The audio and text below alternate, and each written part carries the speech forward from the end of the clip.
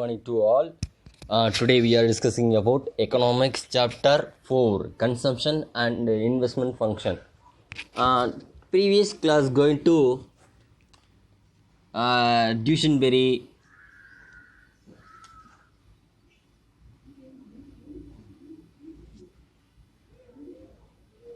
hypothesis,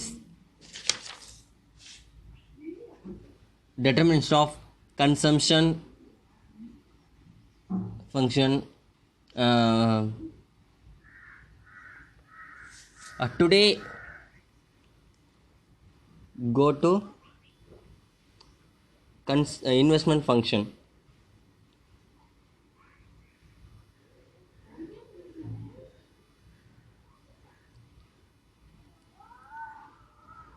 Investment function. What is in investment function? The investment function முதலீட்டு சார்பு என்றால் என்னன்னு கேட்பாங்க question. What is mean by investment function? Previous கிளாஸில் என்ன பார்த்தோம் அப்படின்னு கேட்டிங்கன்னா டெட்டர்மினேஷன் ஆஃப் கன்சம்ஷன் ஃபங்க்ஷன் பார்த்தோம்.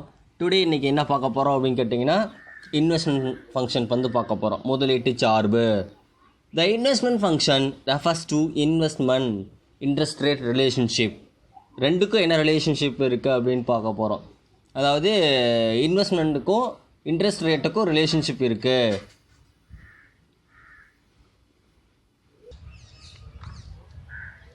There is functional and inverse relationship between rate of interest and investment. அதாவது இங்கே இன்ட்ரெஸ்ட் ரேட்டுக்கும் இன்வெஸ்ட்மெண்ட்டுக்கும் என்ன ரிலேஷன்ஷிப் இருக்குது? இன்வர்ஸ் ரிலேஷன்ஷிப் இருக்குது அப்படின்னு நம்ம சொல்கிறோம். இன்வர்ஸ் மீன்ஸ் வந்து பார்த்திங்கன்னா எதிர்மறை தொடர்பு அப்படின்னு சொல்லுவாங்க. இப்போ பிஸ்னஸ் பண்ணக்கூடியவங்களுக்கு இன்ட்ரெஸ்ட் ரேட் லெஸ் ஆச்சு அப்படின்னா என்ன பண்ணுவாங்க? பேங்கில் வந்து லோன் வந்து ப்ரொவைட் பண்ணுவாங்க. அப்போ ப்ரொவைட் பண்ணுறப்ப அவங்களுக்கு வந்து நல்ல பெனிஃபிட் கிடைக்கும். நிறைய இன்வெஸ்ட்மெண்ட் பண்ணுவாங்க அவங்களுடைய தொழிலில், அவங்களுடைய இண்டஸ்ட்ரீஸில், ஃபார்மர் இண்டஸ்ட்ரீஸில். ஓகேவா? அப்போ இந்த இன்வெஸ்ட்மெண்ட் ஃபங்க்ஷன் ஸ்லோப்ஸ் டவுன்வேர்டு. அதாவது இன்வெஸ்ட்மெண்ட் ஃபங்க்ஷனை பொறுத்த வரைக்கும் இந்த கர்வ் எப்படி போகும் அப்படின்னு கேட்டிங்கன்னா ஸ்லோப் டவுன்வேர்ட் ஆகும். Slope down investment function slope downward ஆகும். அப்போ ஐ அப்படின்னா வந்து பார்த்திங்கன்னா இன்வெஸ்ட்மெண்ட்டு. ஐ மீன்ஸ் ஐனா investment. F means function. R means interest rate. Rate of இன்ட்ரெஸ்ட்னு சொல்லுவாங்க. ரேட் ஆஃப் இன்ட்ரெஸ்ட்னாலும் ஒன்று தான், இப்போ இன்ட்ரெஸ்ட் ரேட்னாலும் ஒன்று தான். அப்போ நெக்ஸ்ட் வந்து பாருங்கள் என்ன சொல்லுவாங்கன்னா ஐ மீன்ஸ் இன்வெஸ்ட்மெண்ட். அப்போ ரெண்டுக்கு என்ன relationship? Inverse relationship. Inverse means வந்து பார்த்திங்கன்னா எதிர்மறை தொடர்பு, நெகட்டிவ் அப்படின்னு சொல்லுவோம். ஆர் நெகட்டிவ் எதிர்மறை தொடர்பு அப்படின்னு நம்ம சொல்கிறோம். அப்போ இன்வெஸ்ட்மெண்ட் அப்படிங்கிறது வந்து பார்த்திங்கன்னா டிபெண்டன்ட் வேரியபிள். இந்த வேரியபிள் என்ன இருக்குது? டிபெண்டன்ட் மீன்ஸ் அதாவது எதை டிபெண்ட் பண்ணியிருக்கு? இன்ட்ரெஸ்ட் ரேட்டை டிபெண்ட் பண்ணியிருக்கு. சரியா? அப்போ ஆர் மீன்ஸ் வந்து பார்த்திங்கன்னா இண்டிபெண்ட் வேரியபிள். இண்டிபெண்ட் மீன்ஸ் தனிப்பட்ட ஒரு காரணி. அதாவது இண்டிபெண்ட் மீன்ஸ் அது வந்து ஒரு தனிப்பட்ட ஒரு ஃபேக்டர் அப்படின்னு நம்ம சொல்லுவாங்க. அப்போ அது ஒரு காரணியாக இருக்குது. Rate of interest. அப்போ இன்வெஸ்ட்மெண்ட் வந்து எதை டிபெண்ட் பண்ணியிருக்கு? ரேட் ஆஃப் இன்ட்ரெஸ்ட்டை டிபெண்ட் பண்ணியிருக்கு, சார்ந்து இருக்குதுன்னு சொல்கிறோம். அப்போ ரேட் ஆஃப் இன்ட்ரெஸ்ட் வந்து என்ன ஆகுனா லெஸ் ஆனால், ஓகேவாப்பா, அப்போ ரெடியூஸ் ஆச்சு அப்படின்னா அந்த இடத்துல என்ன இருக்கும் அவங்களுக்கு? அந்த இடத்துல வந்து அவங்களுக்கு இன்வெஸ்ட்மெண்ட் இன்க்ரீஸ் ஆகும் ஆட்டோமேட்டிக்காக. சரியா? அப்போ ரேட் ஆஃப் இன்ட்ரெஸ்ட் வந்து இன்க்ரீஸ் ஆச்சு அப்படின்னா அப்போ இன்வெஸ்ட்மெண்ட் லெஸ் ஆகும், குறையும். அது ரேட் ஆஃப் இன்ட்ரெஸ்ட் வந்து ரெடியூஸ் ஆனால் இன்வெஸ்ட்மெண்ட் இன்க்ரீஸ் ஆகும். ரேட் ஆஃப் இன்ட்ரெஸ்ட் வந்து இன்க்ரீஸ் ஆச்சு அப்படின்னா இன்வெஸ்ட்மெண்ட் என்ன ஆகும்? லெஸ் ஆகும். ஓகேவா? அப்போ இதுக்கு என்ன ரிலேஷன்ஷிப் இருக்குது? என்ன ரிலேஷன்ஷிப் இருக்குப்பா? Inverse or negative. ஓகேவா? Are you understand? Yes. Okay. Next பாருங்கள்.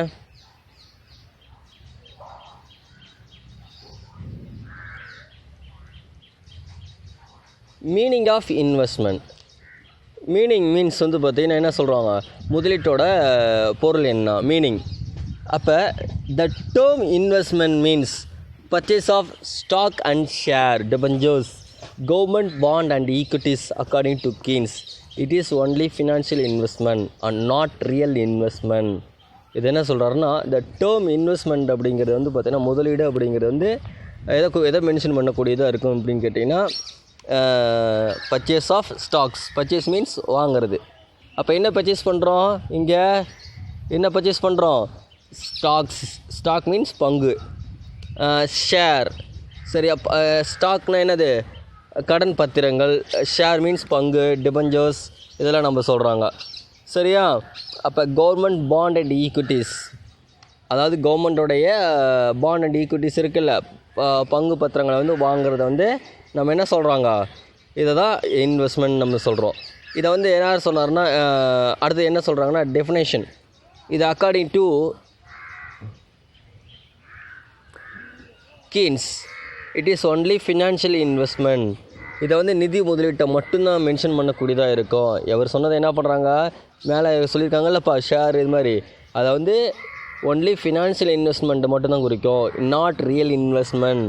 இதை வந்து உண்மையான முதலீட்டை வந்து மென்ஷன் பண்ணாது, குறிக்காது. ஓகேவா? திஸ் டைப் ஆஃப் இன்வெஸ்ட்மெண்ட் அப்போ does result in and addition to the stock of real capital of the nation. இது மாதிரியான முதலீடை வந்து நாட்டோட உண்மையான மூலதன இருப்பை வந்து சேர்க்கறது கிடையாது.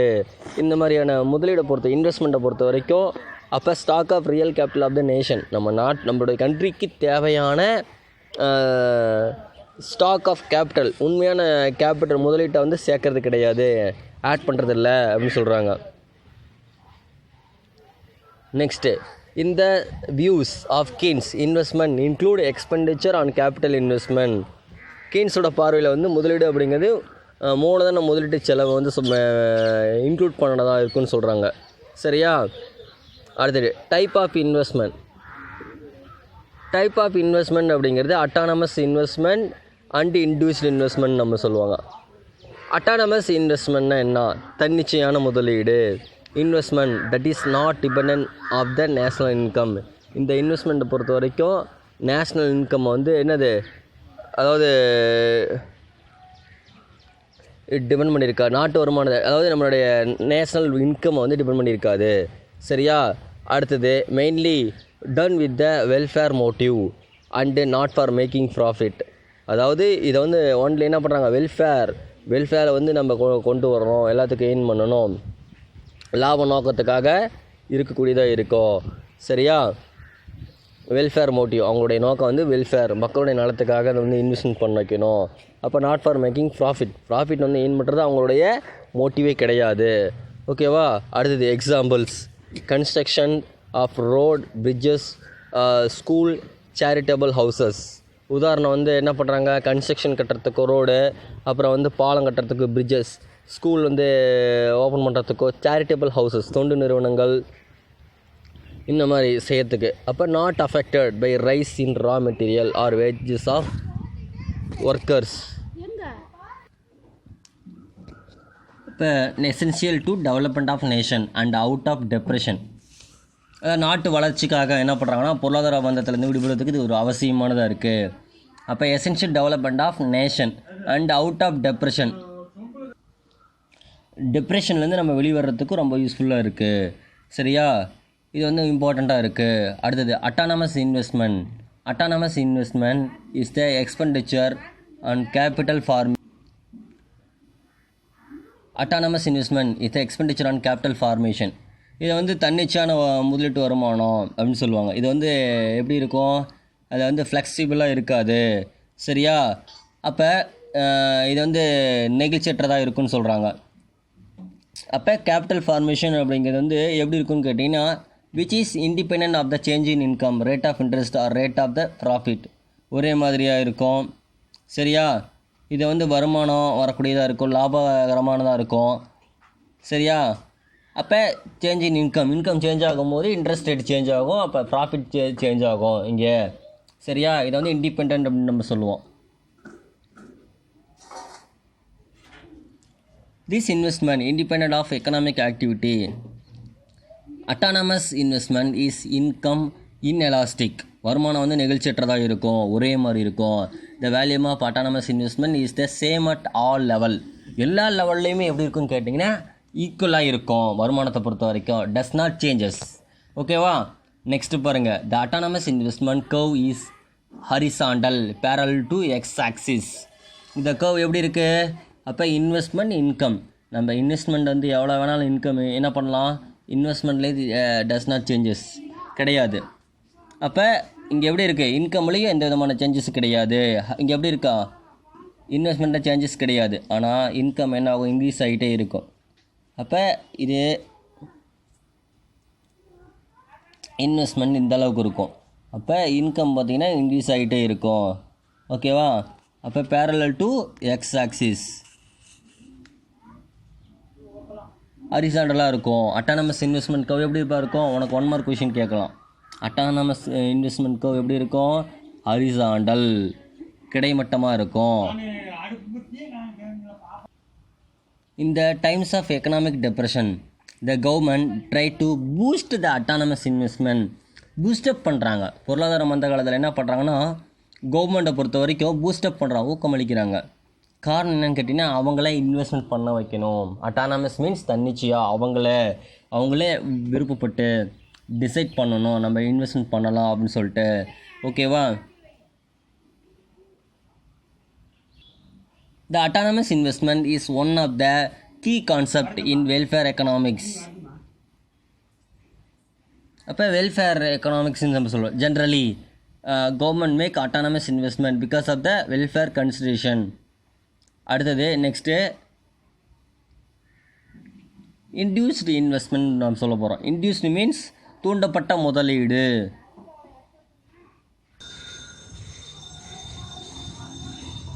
Induced investment is the expenditure. அப்போ தூண்டப்பட்ட முதலீடுன்னு சொல்லுவாங்க. இங்கே இன்வெஸ்ட்மெண்ட் இஸ் த எக்ஸ்பெண்டிச்சர்.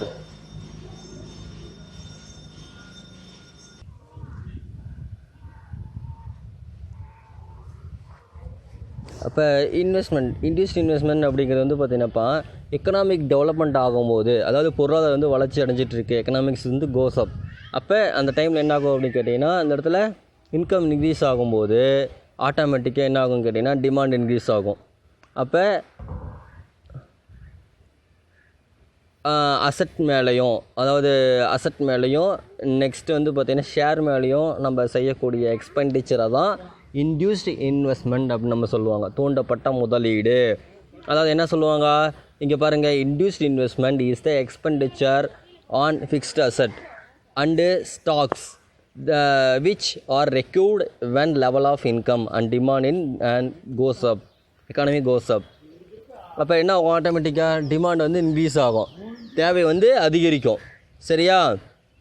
அப்போ வருமானம் அதிகமாகும் போது தேவை வந்து இன்க்ரீஸ் ஆகும்.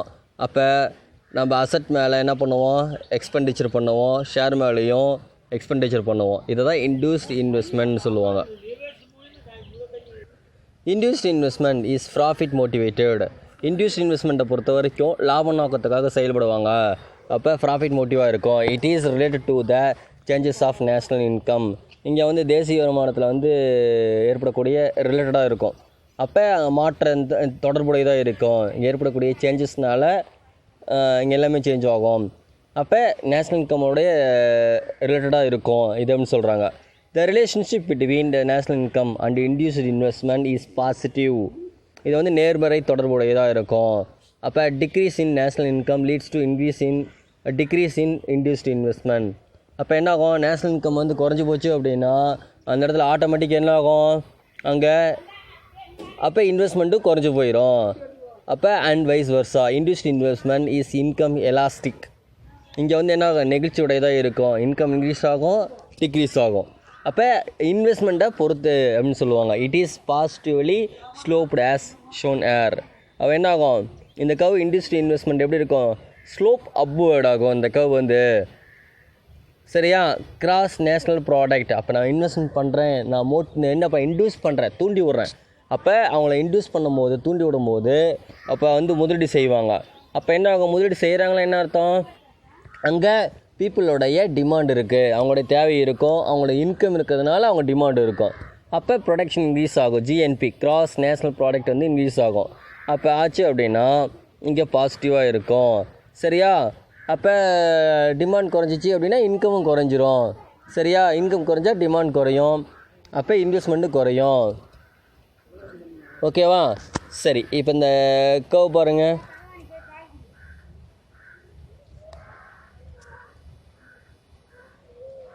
Autonomous investment, induced investment question கேட்பாங்க. Differentiate autonomous investment and induced investment ரெண்டுக்குள்ள வேறுபாடு என்னன்னு கேட்பாங்க.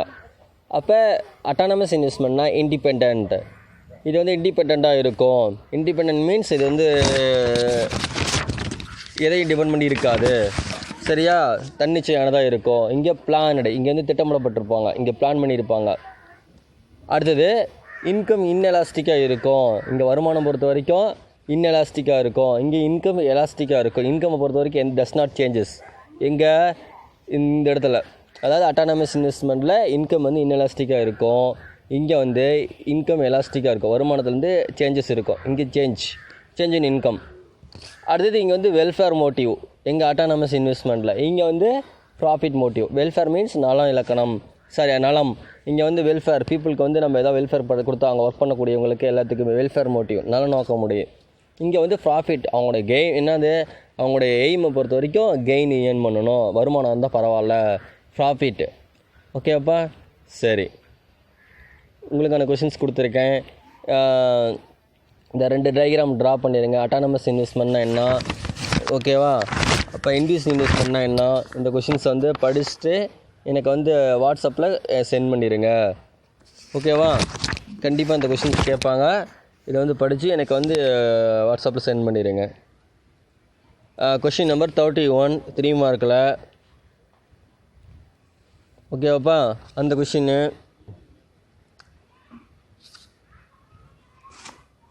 அந்த கொஷினுக்கான ஆன்சர் வந்து பாருங்கள். இது ஆன்சர். அந்த கொஷினுக்கான ஆன்சர் கொஷின் நம்பர் 31க்கான ஆன்சர். அட்டானமஸ் இன்வெஸ்ட்மெண்ட்னா என்ன இது வரைக்கும் இந்த 3 மார்க்கு. இதை படித்து எழுதி காமிச்சிருங்க. கம்பல்சரி டயக்ராம்ஸ் ட்ரா பண்ணிடணும். இதுக்கான டயக்ராம், என்ன டயக்ராம் இருக்குல்ல, அதாவது இந்த டயக்ராம் வந்து லாஸ்ட்டாக ட்ரா பண்ணிடுங்க. இது வந்து அட்டானமஸ் இன்வெஸ்ட்மெண்ட்டு இந்த டயக்ராம் போட்டுருங்க. அப்போ நெக்ஸ்ட் வந்து பார்த்திங்கன்னா இன்டியூஸ்ட் இன்வெஸ்ட்மெண்ட் இருக்குல்ல, அதுக்கான டயக்ராம் வந்து இந்த கர்வ் டயக்ராம் ட்ரா பண்ணிடுங்க. ஓகேவா? எங்கே ட்ரா பண்ணுறீங்க, இங்கே வந்து ட்ரா பண்ணிடுங்க. இந்த டயக்ராம் வந்து இந்த வெல்ஃபேர் மோட்டிவ்க்கு பக்கத்தில், அப்புறம் ப்ராஃபிட் மோட்டிவ் இங்கே வந்து ட்ரா பண்ணி எனக்கு வந்து வாட்ஸ்அப்பில் சென்ட் பண்ணிடுங்க. ஓகேவா? Okay, thank you. நெக்ஸ்ட் கிளாஸில் என்ன பார்க்க போகிறோம்னா டெட்டர்மினன்ஸ் ஆஃப் இன்வெஸ்ட்மெண்ட் ஃபங்க்ஷன் வந்து பார்க்க போகிறோம். முதலீட்டு சார்புடைய தீர்மானிக்கிறது எப்படின்னு சொல்லி பார்க்க போகிறோம். ஓகே, தேங்க்யூ, பாய். நெக்ஸ்ட் கிளாஸில் பார்க்கலாம்.